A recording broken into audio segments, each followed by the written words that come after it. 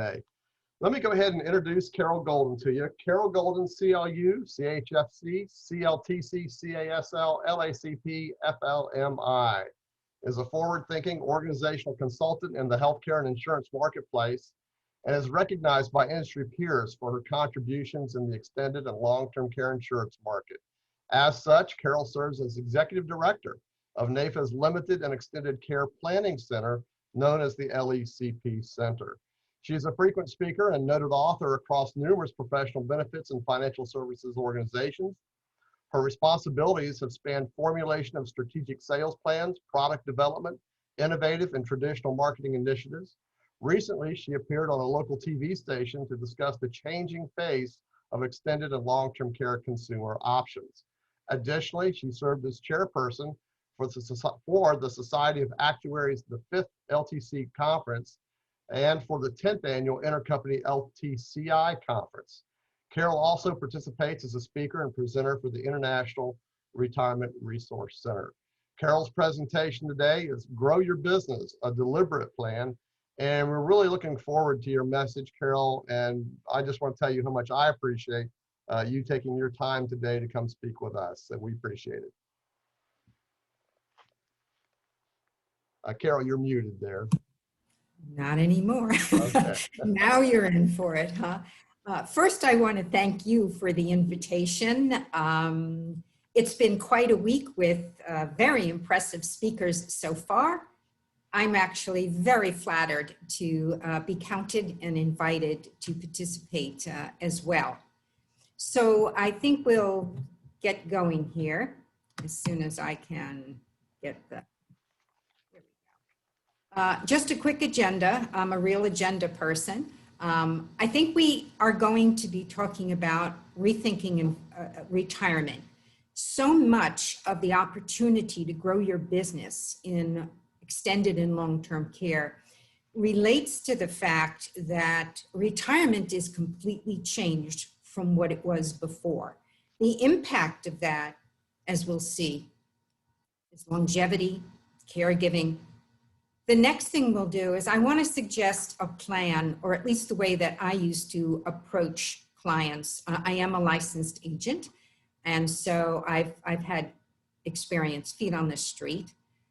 I find that in the environment we're in now, statistics fall flat, but storytelling, you want to unearth consequences during the storytelling and then create a slate of options for them.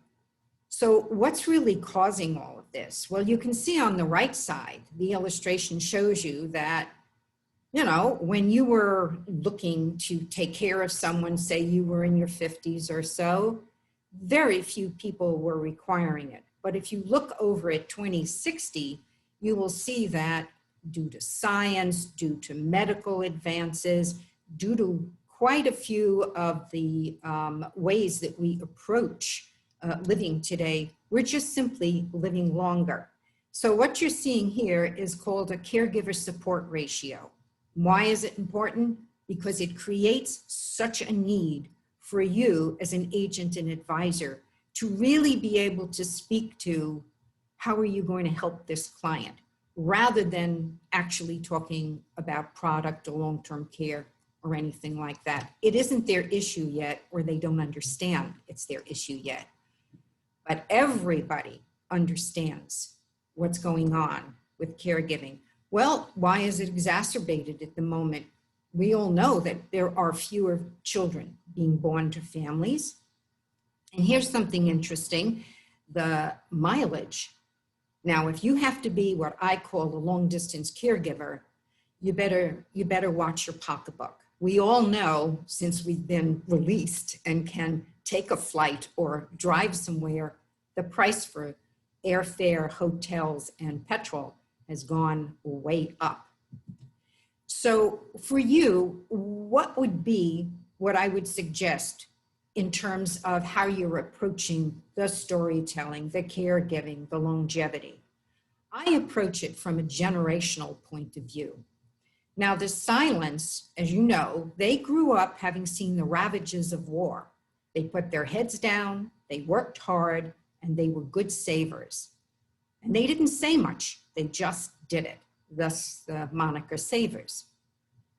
So we're going to look at some options for you to talk to them. It might be that you're talking to a boomer. Even though the boomer may be taking care of the silent, when you're talking to them, you're still going to want to make sure that they don't have a spouse who is now going to need care. And how are they going to fit that into their lives? They were a more rebellious cohort. They were the ones who did kind of rebellion against the silence. Think of Woodstock or any of those things that went on during that generation. Now, the Gen Xers grew up with a lot of change. They were a generation that saw the end of the Cold War, the expansion of globalism, although we've all had a lesson in globalism with COVID, with the pandemic. And they were there for the early technology that came in. All in all, they're used to a very changing environment, but they also are getting sucked into needing to look at, how do I help mom?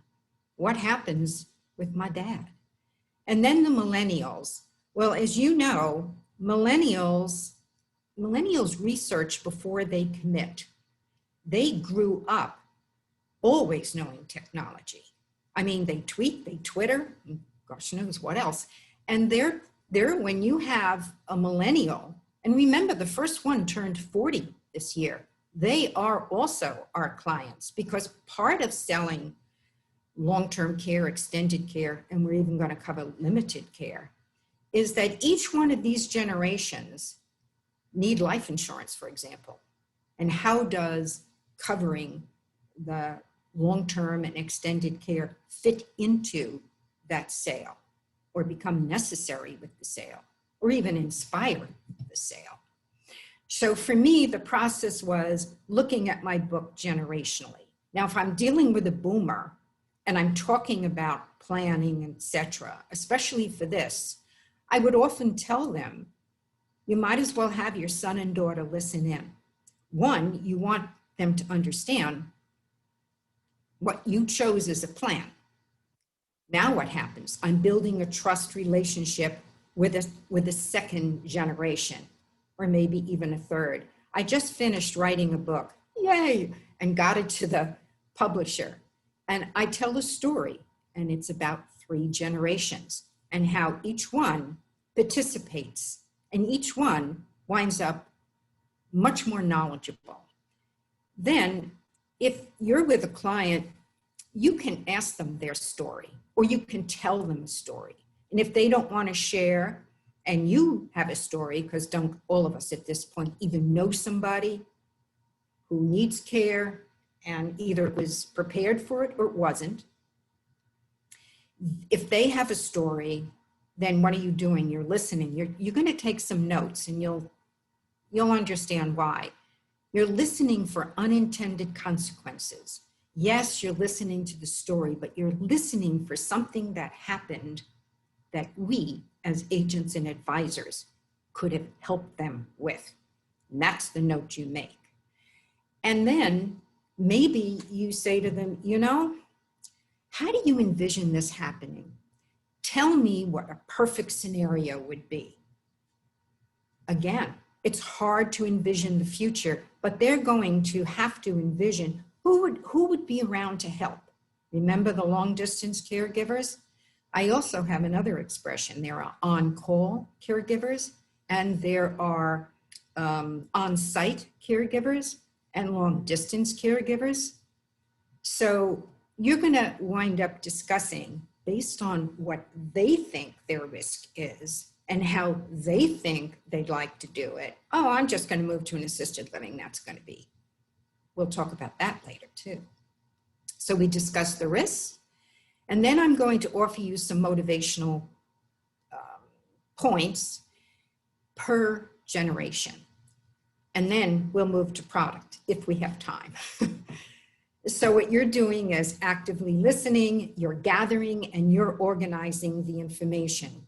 You're asking clarifying questions, open-ended questions. well, how did your friend manage with her parents?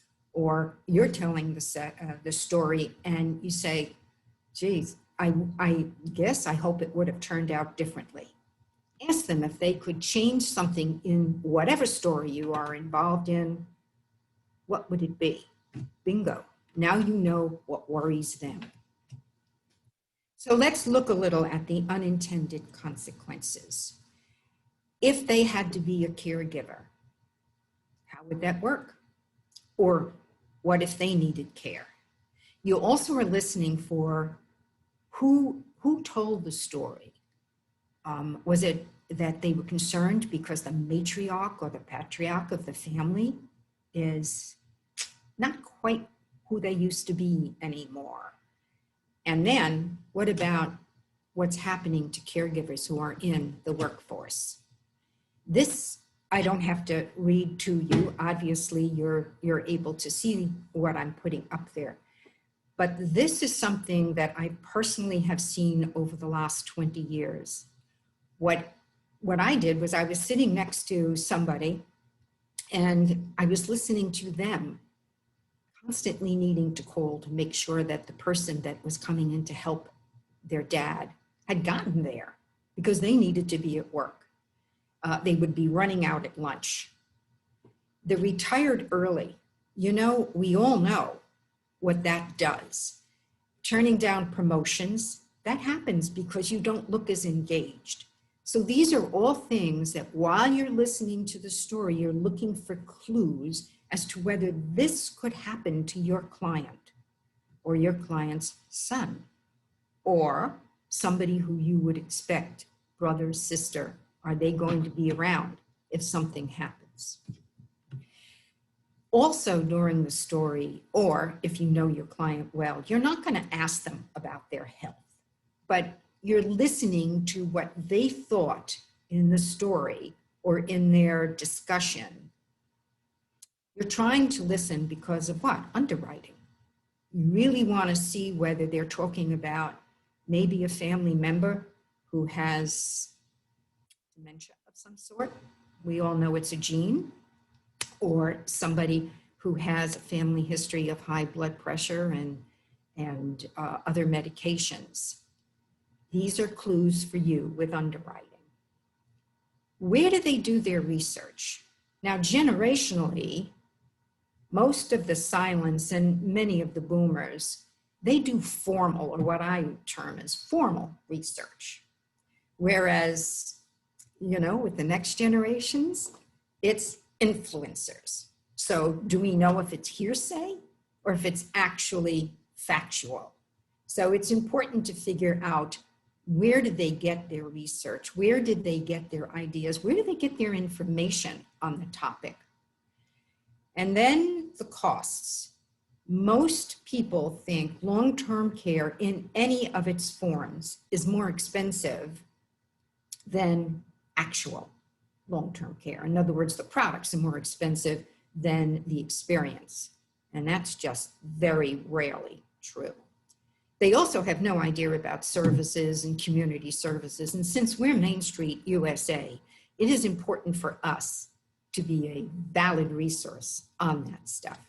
So even though I know we're not doing polling, I want to give you a second, in your own mind at least, or in the chat box if you insist, to tell me what you think is the average number of years people use any sort of limited, extended, or long-term care services.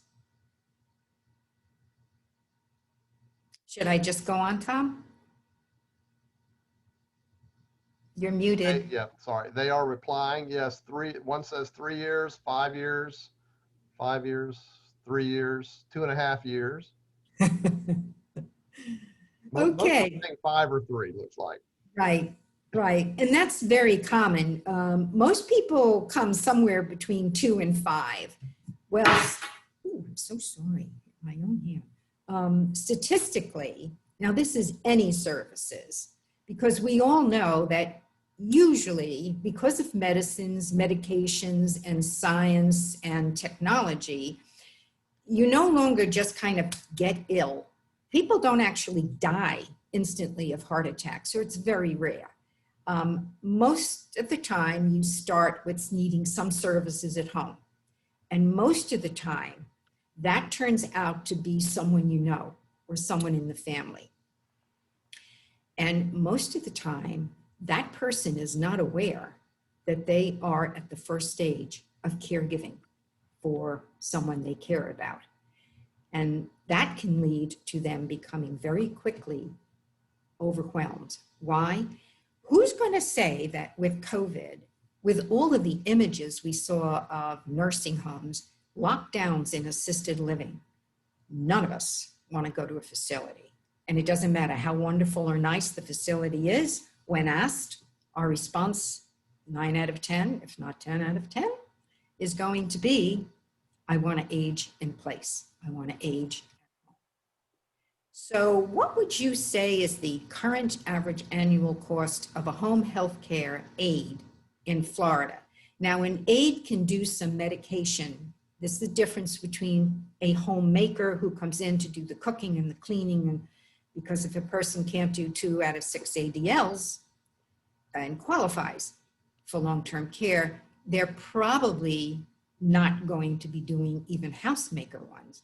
But home care aide in Florida,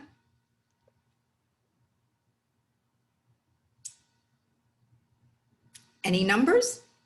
One says 25 an hour, 3,000 a month, 35, 40K a year, 34 months. Okay, so let's look at what the current one is. And I'm sorry for my squiggly lines. I need a little more practice using that writing thing there. But nationally, it's a little over, right? It's 53,000. And at the moment in the state of Florida, now this is a median, which means there are less expensive, but there's much more expensive too. So this is a median average, 46,000. Okay, 2 years of that, that's going to really impact anybody's living style, let alone their retirement and they're not earning.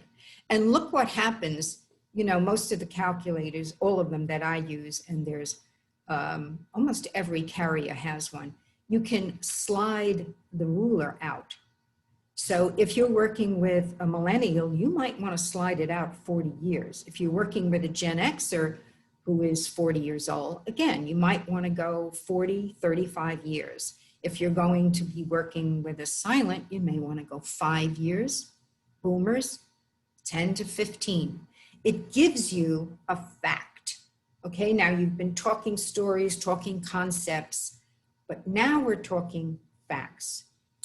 Overall, just very, and this is the home healthcare aid. Let's take 1 second to look at semi-private room. And I don't know about you, but the last time I wanted to have a random roommate was in college. Certainly not when I'm not feeling chipper. So it becomes very important to understand what the costs are and do they understand the costs. And again, you can go generationally by using this tool. Now I want to get to something near and dear to Taylor and I, which is what's happening with the private-public long-term care issue. Some of you may know already about the Washington State Trust Act.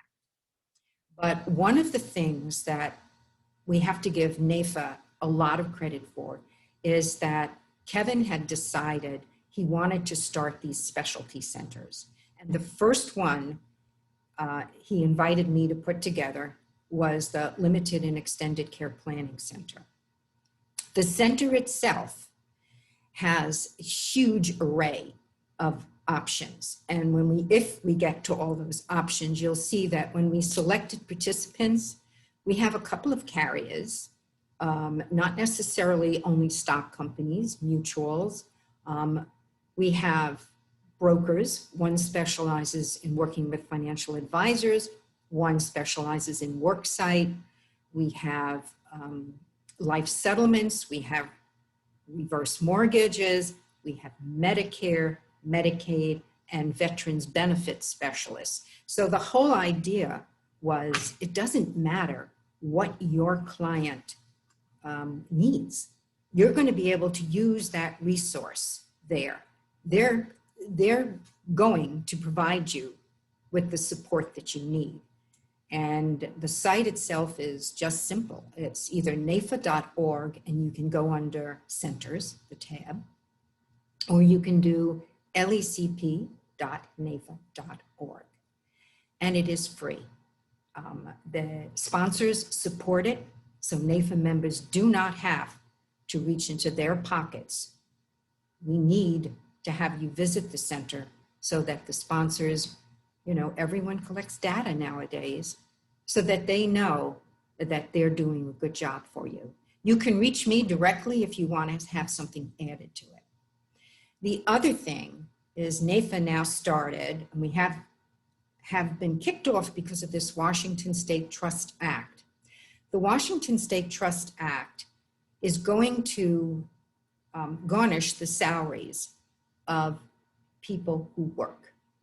And it's going to be 0.58% of the W-2 income.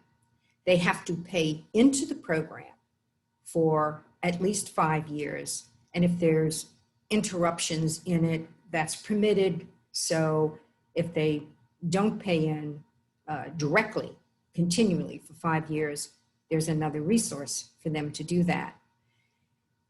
And if they qualify, and I believe it's 3 out of 6 ADLs, not 2, and there are additional ADLs. I see Taylor. You could probably unmute and punch in here, Taylor. There are, if they qualify by 3 out of the 6 ADLs or cognitive impairment, then they are entitled to $36,500 or $1 a day. Now, we just looked at the numbers. How far do you think $1 a day? Oh, $1 a day. It's not that bad, guys. It's $100 a day. How far do you think that's going to go? 36,500. However, what's significant and why NAFA has now formed a NAFA long-term care working group with, I would say, again, a widespread of mutual closed block of business. You have actuaries. We invited a legal team that specializes in long-term care to join this, because for us as agents, and every one of us, I'm hoping, has been writing for state of Washington. So if you're writing an application and you're putting it in, that means you're spending time on all those Washington state applications. How do you know which ones are going to stick? Well, that's the problem. There's no validation set up. So they could back off after they opt out of the program. If you have a long-term care coverage, you can opt out of having your salary garnished. So boom, everybody ran for a policy. Now there's one carrier who even, I think it was last week, upped the premium to no less than $2,000. And one of the big carriers, probably the biggest carrier, pulled out of the state altogether. One, it overwhelmed underwriting. And 2, having been with 3 carriers, I can tell you they do not make a profit the first couple of years. There's a lot of expenses. But my concern, what about us as agents? If they aren't going to validate, will these clients who came rushing in for this cancel the policy? Now, we have mortgages to pay, we have car payments to pay, God knows we have children and other expenses. What happens if we get chargebacks? What does that do to our stability, etc.? So these are some of the issues that we are dealing with. Fortunately, we have some government relations people who are also supporting the effort. So let's just say that NAIF is there for us.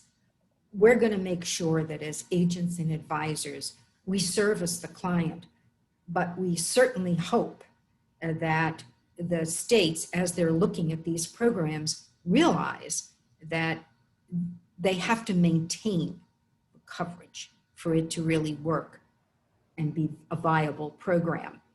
I can tell you, because obviously I'm very hooked into long-term care, there are 11 states, 11 outside of the state of Washington, that are contemplating how are we going to do this. We're unable to continue to have Medicare is starting to say, well, we have to allow some care at home.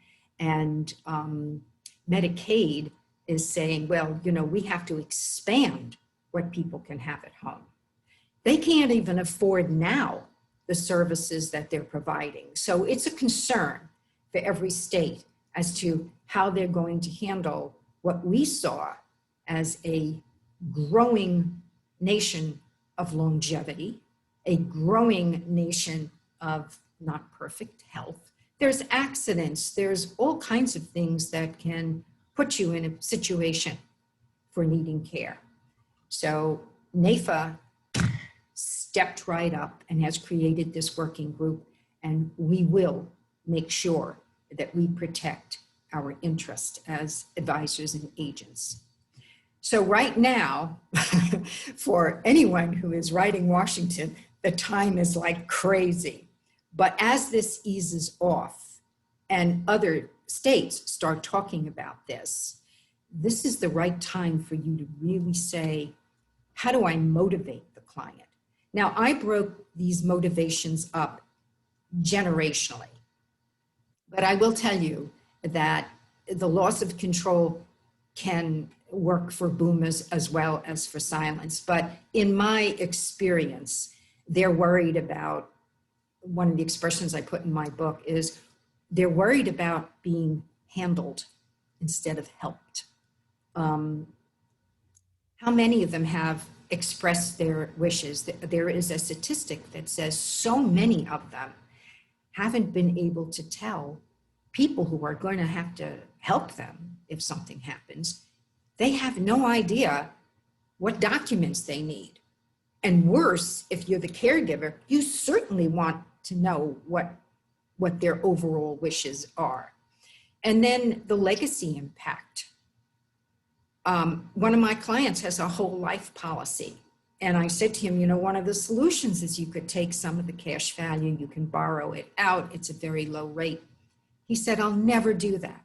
That is for my grandchildren. That is my legacy. So we moved on to other solutions. Personal determination, gosh, market timing. Right now, you don't want to pull your money out because it's earning so much.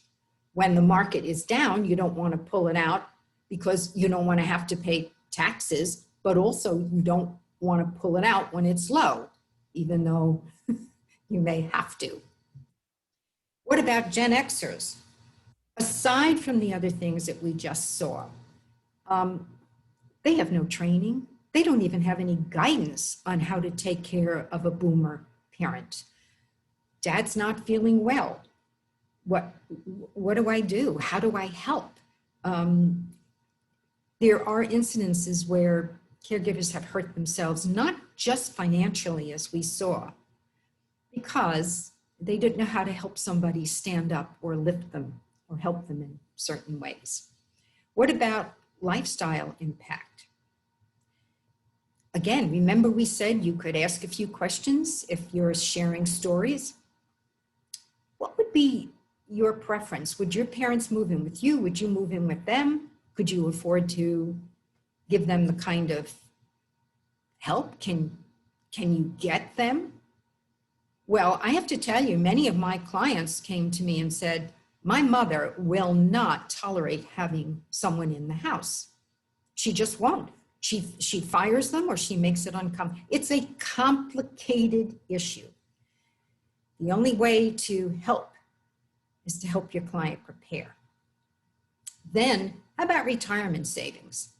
Now, if they have to do any of those caregiving chores that we saw when I showed you that previous slide, what happens to their Social Security? They can't contribute to a 401k. All the time that they're backing off their career, their earning power, it is damaging their future retirement. And for the millennials, it's all of the above. And now throw in debt reduction. They have a lot of debt. And remember, they got hit with that housing back off and market fell apart. A lot of them lost their jobs or found it difficult to find jobs. So they're psychologically confused. Their mother or father, who is a boomer, has a full-time earning good money. They say to the Gen Xer or to the millennial, I need you to pitch in here. You'll have to postpone starting your career. So let's zip through. I don't know, how am I doing for time here? Oh my goodness. Let's zip through some of the options, because once you get into these generational conversations, and you really should make sure your client understands that these conversations are best had with more than just the person who is planning. That's good for us because we get to be part of the family, and that leads to some very good business.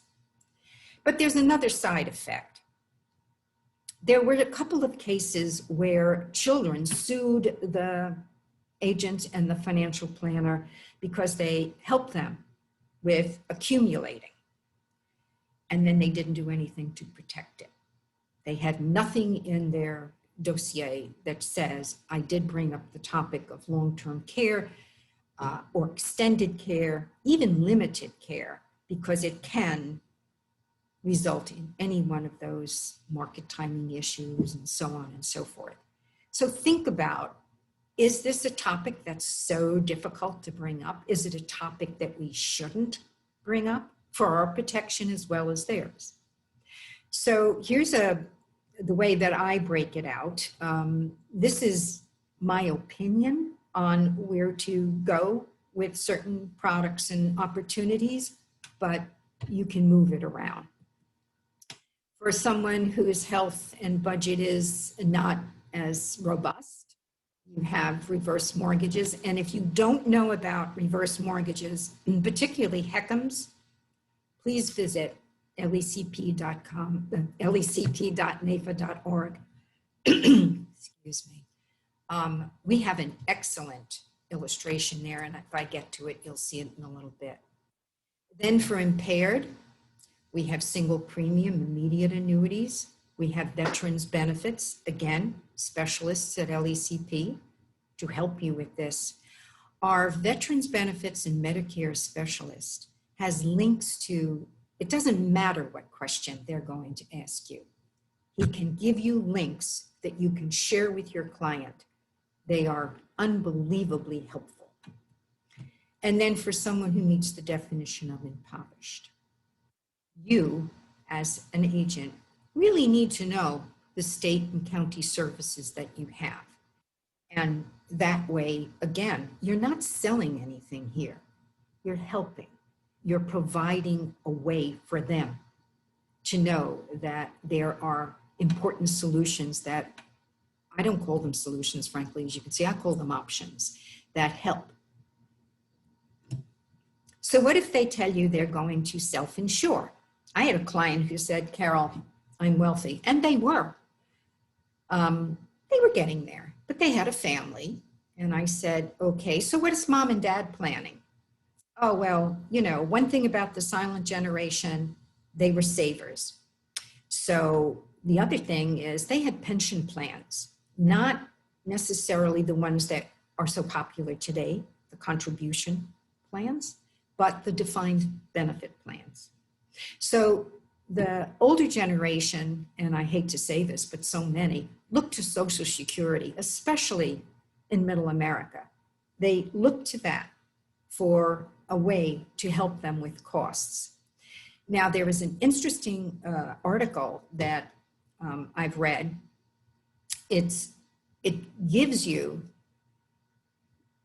how shall I say this? It tells you that once you retire, about 15% of your income will be devoted to healthcare costs. Now, the article was written pre-pandemic. And as we know, the one thing that you can depend on is taxes going up, and I hate to say, but healthcare costs going up seems to be another big issue for us. So if they're depending on Social Security, as my client was, I had to say to them, you know, if one of you passes away, that's going to change this whole scenario here. And also, we have to look at the beneficiaries for the pensions conversations. Now, this is one thing I think is very important. So many people don't realize that while you cannot use an HSA for regular healthcare payments, you know, like Medicare or anything like that, if you have a high deductible insurance plan, you can't use it to pay the high deductible insurance plan. It is paired with a high deductible insurance plan. But look at the green areas. Look what you can do. You can pay long-term care premiums. So when talking to my clients, I say, look, if you contribute to this during your working years and you build up a pretty good fund in there, this would be something that when you retire, you could use this for your long-term care premiums as well. But, you know, it has to be qualified health care in order for it to come out tax-free. But it can come out tax-free. So now what about traditional long-term care? I always get asked a lot about, well, you know, my clients have heard a lot of negatives. Yes, they have. So in that case, I think you need to understand that, you know, what do you call that? Quarterbacking?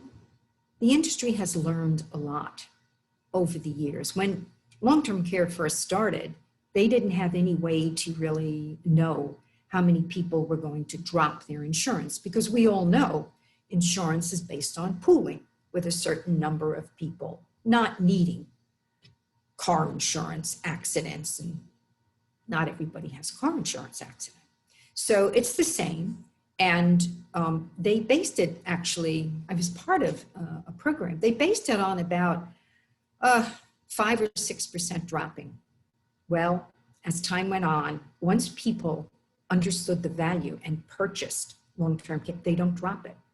And most of the companies found themselves somewhere between 0.9 and 2% wastage, or people who dropped their policy. So naturally, they had to look at rate increases. And I will remind everybody, when my clients challenge me, I say to them, you know, profit is not something the state is going to say, okay, we'll just take the rate increase for you. They also spread it out to try to help. I was a specialist in worksite. I did a lot of worksite. It pays really well, but that wasn't really why I was doing it. I was doing it because who do you find at worksite? Most middle America. That's where you find our clients, small business owners, etc. Now, the deductibility, the income reporting, the taxation of benefits, and the discrimination rules are extremely unique. For example, you know, income reporting. If the employer pays for the long-term care, unlike disability, when you access the benefit, with disability, it's taxable if the employer paid it. With long-term care, it's not. So there are big benefits here for business owners. And I borrowed this layout from one of the LECP sponsors so that you can understand that you don't have to be the expert. They do everything, beginning to end. You just get paid for because it's your client. What about linked and hybrid? This has become absolutely popular in terms of, well, the use it and lose it argument with traditional. Now, traditional is always going to be the biggest bang for the buck. But sometimes people are more concerned about, I paid the premium. I either want the money back, or I want my children to get it, or I want to use it. So along came the whole idea of what I call twofers. You get two benefits instead of one. So the accelerated death benefit rider allows you to take from the life insurance policy and it reduces it. Now, there's a couple of ways that that can happen, a dollar for dollar, for example, and so on and so forth. If we're going to do product, we would do that probably as a CE course. We don't really have time for that today. But I want you to be thinking while we're talking. So which clients in that generational that I'm going to build income stream would be, candidates for the life insurance? I would think it would be a Gen Xer. He's going to need life insurance. And what about a millennial? They're 40, inexpensive. Are they going to want to have an accelerated death benefit? Well, some people started to worry that if they completely exhausted the death benefit, although most carriers require some death benefit to be left there. But the concern was, what if I exhaust the death benefit and I still need care? Well, that brought on these extension of benefits rider.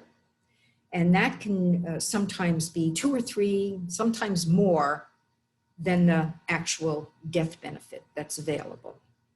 The thing to remember there is that the extension of benefits isn't going to become part of the death benefit. So these are the details that we would look at depending on who it is that they're trying to cover. Are they going to be concerned about, a family history, a family health history of needing care maybe longer than 2 or 3 years? And then there's life insurance with chronic illnesses. And as you can see by the illustration, chronic illness in America, this is a pretty serious situation. And your client may say, well, why do you need that if you have long-term care? Chronic illness is a different type of rider. And again, it's prevalent, and people are worried that if they got, say, cancer, or they came down with a long lasting illness that required very expensive care. And we all know that some of these care treatments, unbelievably expensive. They were more concerned about going bankrupt than they were about worrying that they would get to old age and they wouldn't be able to have the kind of care that they needed. And I just wanted to say also on the chronic illness disease in America, the chronic illness riders, there's 2 types, okay? I'm not sure that we're going to get to that, but maybe we will. So here we are at that. Can you identify an important difference between long-term care riders and chronic illness riders? You should be able to just quickly in chat note what I'm thinking of at any rate. I'll be interested to see how many different answers we get, but let's give it a second.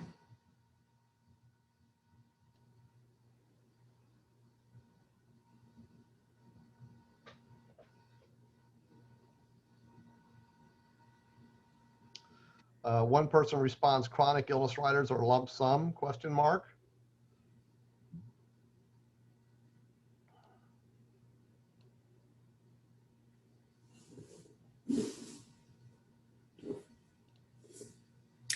Well, Tom, would you say I kind of stumped the group a little bit here? Of One course, other that's person says different triggers. Another one says different definition of disability. Yeah, all of those are very thoughtful, good answers.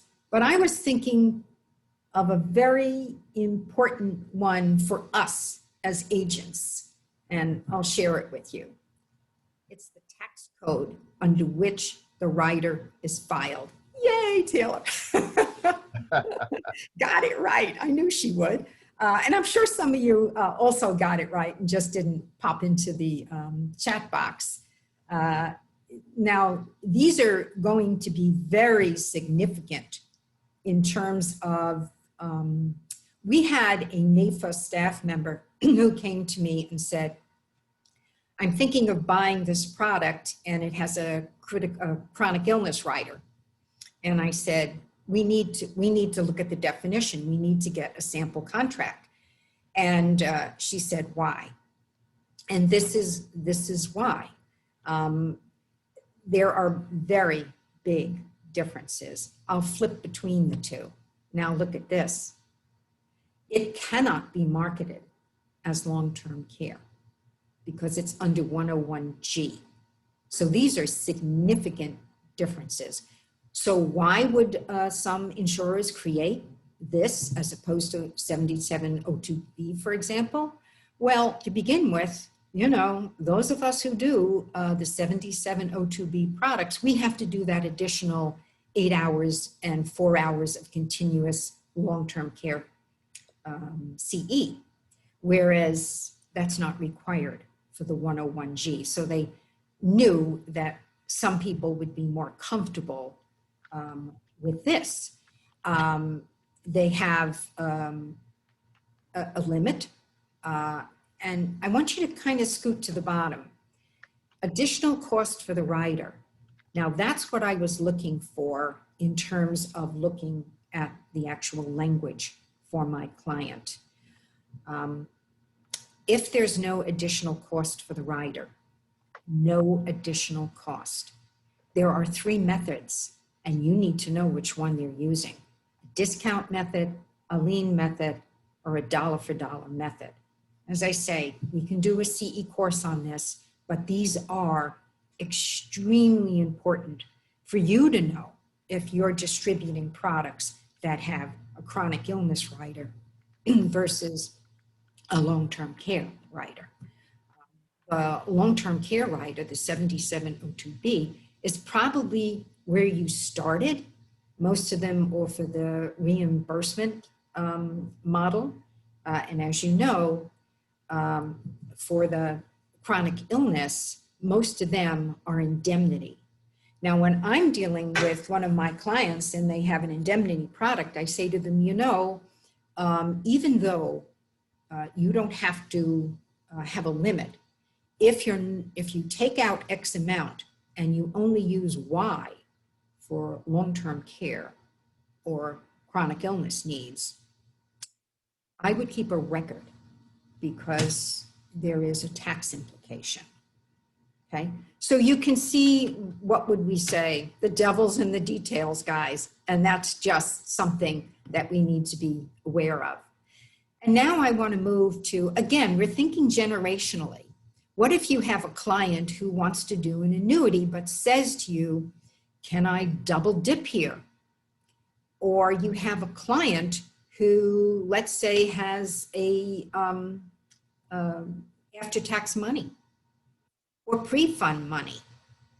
Do you know what the advantages are? What the advantage would be to a particular client, let's say to a particular generation?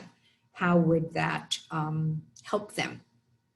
Would they be willing to take some of that qualified money and create this opportunity? Let's see, I have about, what, 5 or 10 minutes only left. Here's Carol, another. I'm sorry to interrupt. I do have a question for you here, if you don't mind. Oh, I enjoy. Howard Rosenblatt asks, can you explain the difference between critical illness riders and chronic and Yep. chronic illness riders, critical and chronic. Can you define Right. the difference? Right. The critical illness rider, with the chronic illness rider, it's going to be what the name says, longer lasting. Okay. A chronic illness is going to be something that lasts for an extended period of time. The critical illness rider is similar, but it doesn't necessarily have to be an ongoing illness. It can be just critical at the time. There's also, I should add, terminal illness riders that can be added. So there's chronic illness, critical illness, terminal illness. I missed one. And what did I miss? Critical, chronic, terminal. There's another one. I'm sorry. I'll have to drag my own book out and take a look at it. So the differences will be obviously in, I would say, what it takes to qualify. And that's really important. What is it going to take for me to qualify for the benefit? And that's going to be the difference between the definition of a critical and a chronic illness in the contract itself. I think maybe you're looking for critical injury. Nope. I have to tell you, there are several other riders that you can add, but I really don't think that they apply as much to protecting a client who is looking at an extended period of time. I mean, terminal has to be between 6 and 24 months. So I suppose that can be a longer illness. But when you look at chronic and long-term care, the whole time period and the benefit qualifications are different. So what if you have 401k funds and they say, look, is there any way that I can take the money out to buy a policy, because I have all that money in there, but I really worried that the $100,000 would disappear very quickly. So this is one of the slides I borrowed from one of the carriers who is able to take the money and put it into a 10-year certain income. And every year, because you don't want to take the whole 100,000 and have the tax whack. Instead, you take a portion over 10 years and you fund the program over 10 years. So as you can see, the results are that you wind up with a, I don't think we should say paid up policy, because the insurance carriers don't like that word. But let's just say a policy that is paid by using funds that they have that could much more quickly dissipate, especially if you have a couple or partners, because they're going to take these funds and they're going to use it for their lifestyle. And if all of the money goes because one of them gets ill, where does it leave the other person? So by leveraging the money, which is what insurance is all about, this might be a very, very workable situation for them, a workable option that they can consider. Since we're not allowed to give tax advice, this has to be done in conjunction with them speaking to their tax advisor. What about short-term care? I didn't know a whole lot about short-term care. I mean, I know the basics, but we have a wonderful NAIFA member who was willing to share it with me. As I say, I just put a book into a publisher, and it's about solutions. And he was nice enough to share some very valuable information. So I would let you just take a second to read through. But I would call your attention to the fact that while long-term care insurance doesn't pay in addition to Medicare in most cases. I mean, some of the older policies maybe, but it's not designed for that. STC does. And so that can be a very significant reason why a client may say, I see this coming and I just need to get organized. I need to do something so that I can continue to carry on. Now, he told me that it is guaranteed renewable, but that the premiums can increase on renewal. And somewhat like long-term care, because they're guaranteed renewable, you can't increase the premium on an individual basis. And then I just listed some of the triggers that are very similar for the two types of policy. And again, as an agent, what should we be looking for? As an advisor, we want to know if the cognitive impairment in any of the options that we saw says severe. Some of them do, some of them have other words. And that's going to be very important when the claim time comes, to really understand the definition of these words. Now here's one maybe for your millennial, or if a parent says, gee, I worry my son owns a motorcycle. And you say, well, what about a term policy with an accelerated death benefit endorsement? This is a new kid on the street. And this goes back to the question of Mr. Rosenthal's question about critical illness. That's a serious medical condition, terminal illness, and of course, chronic illness. I'll give you a second to just look over that.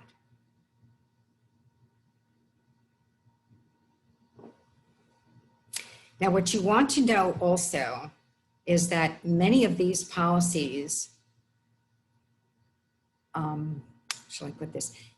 You have to ask if there's a claim and it's approved and the benefit comes out. In some cases, it will cause the term policy to terminate. So you need to look at the financial impact of exercising one of these and make sure that your client understands what the impact would or would not be. But have you ever thought of this as one of your options? Well, I hope you think of it now.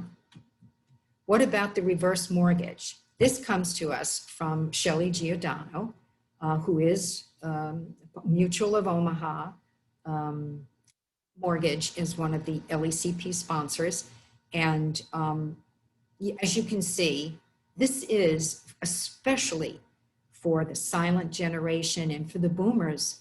We all have a lot of equity in our homes, hopefully. So if that is the case, instead of, my client said to me, my dad will never agree to go on a government program. He just won't. And I said, yeah, but he has a lot of equity in his home. At first, Dad said, you must be joking. I'm not going to let the bank take the house. Well, with a heck'em, that isn't a feasible, that just cannot happen by law. So here's a few of my takeaways. We have 2 or 3 minutes to wrap up. A good friend of mine, Bill Nash, always said this to me. There's only 4 ways to grow your business. New clients, new assets, charge more. We can't do that. It's highly regulated. Or add a line of business. So usually I know only long-term care specialists pop on these kinds of webinars. But I hope that you feel encouraged that we went through 15 different ways to approach 4 different generations to grow your business. And this is a great way to encourage a YAT to become part of your firm or to mentor a younger advisor if they know that there are products that are affordable for their constituents. And as we said before, long-term care, Washington Trust Act, this stuff is going to be all over the news. And after what we saw lately on illness, severe shortage of staff. How could any client think that they're going to be able to hire caregivers at the current costs that we just looked at? Not, not, not in my opinion, going to, it's only going to go up. And then you have to start the conversation early. You want to help the family members. And I would use the words, I want to help, not handle family members.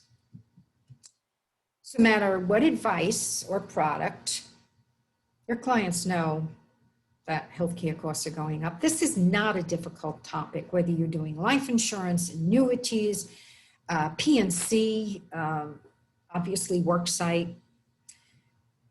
And I really encourage you to go to, these were just resources. I have lists and lists of resources. As you can see, there's the LEPC Center. Lists and lists of resources. That's what LECP is all about. That's what NAIFA is all about. And I want to thank you for your time and attention. Thank you, Tom. Very good, Carol. Thank you very much. We appreciate it. I'm going to leave the chat feature open here just for a moment. And we do have a question here from Cheryl Canzanella. Says, can you tell us again the 11 states that are considering the program in Washington State? Taylor, do you know? I don't know them by heart, Cheryl, but I have your email and I will email them out. Frankly, that working group that we're part of, we're just starting to form it. For example, I just found a NAIFA member in Hawaii, because I know Hawaii is one, Minnesota is one, all of the M's, Massachusetts. They're not necessarily looking at the Washington State Trust Act itself. They are looking and forming working groups themselves and investigative groups. But I would say that within a month, it should be more than 11 states. Massachusetts, Minnesota, Maine is another one. We have an LECP sponsor up in Maine, and he said, oh, I got a phone call. They want to know what I think. So it's really, really happening. And a couple of people would like to have your slides. Carol, is that a possibility, or are those proprietary? No, I'm a NAIFA member and I share with our own. So I will send them to Tom and Tom can send them out. But I encourage you to remember that I didn't put a disclaimer on it. So remember that what I'm asking you to do is investigate the details in anything, any of the options that you're looking into. And you're not allowed to sue Carol. Oh, what would it get you? All right, if you'll send that to me, the slide deck, Carol, I'll get it out. If you'd like to have a copy of the slides, the slide deck, please enter it into the chat now. And if you do, then I'll send them to you specifically. I'm probably not going to broadcast them out, but if you'd like to have them, put them in the chat. The chat discussion is saved to our system, so I can go back and pull that and take a look. So yes, several people are dropping in now saying that they'd like to have them. A lot of positive comments coming in here, Carol, for you. Great job. Just doing an awesome job. Several of the comments here. And one person, Brian Holt, says you're leaving us wanting more. So, so great job. We appreciate it. And I'll leave that chat open for just another minute or two here as we draw to the close. So again, if you'd like to have a copy of the slides, please enter that there. And we have your email address, obviously, and that's where these will go. And we'll take care of that there. Carol, thank you very much. We absolutely appreciate it and appreciate all that you do for NAIFA at the Limited and Extended Care Planning Center, the very first center that NAIFA created to get a little more down the grains, if you will, in terms of our products that we sell and the services that we offer. So fabulous job. Did I hear she has a book coming out? Oh, that's true. I do. It should be out late August, early September. It's called How Not to Tear Your Family Apart. And it's a story, but there's a lot of detail and information in there. That was nice of you to ask about that. Amazon? Yes, it'll be on Amazon. It's an ebook and it's a print book, because some ways that you start a conversation can be to send them the book and say, hey, I thought you'd be interested in reading this story, and constantly it asks, is this you? Are you being caught in this situation? It's a way for them to start the conversation with you. I have to tell you, writing a book is far more involved than I ever knew. All kinds of things to learn, but. Well, and I'm anxious to read that story too, Carol. I have a personal situation. My wife passed away of ALS, and we had long-term care issues.